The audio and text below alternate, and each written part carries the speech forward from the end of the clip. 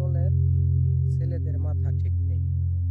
আগামী 12ই ফেব্রুয়ারি পর্যন্ত তাদের ঘুম ঠিক মতো হবে না। তার কারণ হচ্ছে, গতকাল থেকে আমরা দেখেছি 1 তারিখ থেকে তারা একটা মিথ্যা অপপ্রচার করে বেড়াইতেছিল।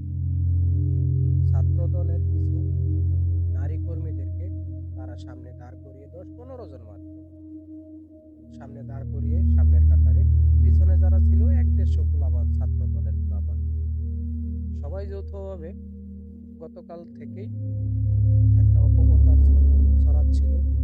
দেশটার ভিতরে একটা হট্টগোল সৃষ্টি করার চেষ্টা করতেছিল। তো আজকে আজকে দিনের বেলাও করছে। আজকে যখন দেখলো জামাত শিবিরের একটা অনেক বড় একটা শোডাউন, তখন তাদের ঘুম হারাম হয়ে গেছে। এখন থেকে যাই করবেন চিন্তা ভাবনা করে করবেন। আপনারা কিন্তু হাতে গোনা মাত্র কয়েকজন ছাত্র এখানে আছেন, আর জামাত শিবির যদি খেপে যায় তাহলে কিন্তু আপনাদের রক্ষা নাই। এখন থেকে ঢিল ছুটতে হইলে হিসাব করে চলবেন। আশা করি এটাই চাই, দেশে শান্তি শৃঙ্খলা বজায় রাখেন। আপনারাও মানুষ, আমরাও মানুষ।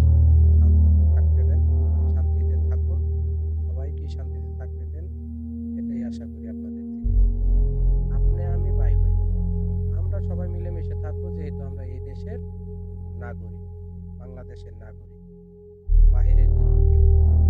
আর আরেকটা বিষয়, এতে যেই নারী কর্মীগুলা গতকাল রাতে মশাল মিছিল করেছে, দিনের বেলা স্লোগান দিয়েছে, আজকেও দিয়েছে, নির্বাচন শেষ হওয়ার পরের দিন যদি আল্লাহ তাআলা এটাকে সম্ভব করে জামাতে ইসলাম ক্ষমতায় আসলে, যেদিন নির্বাচন হবে তার পরের দিন থেকেই দেখবেন এরাই সর্বপ্রথম বোরকা পরে বের হবে।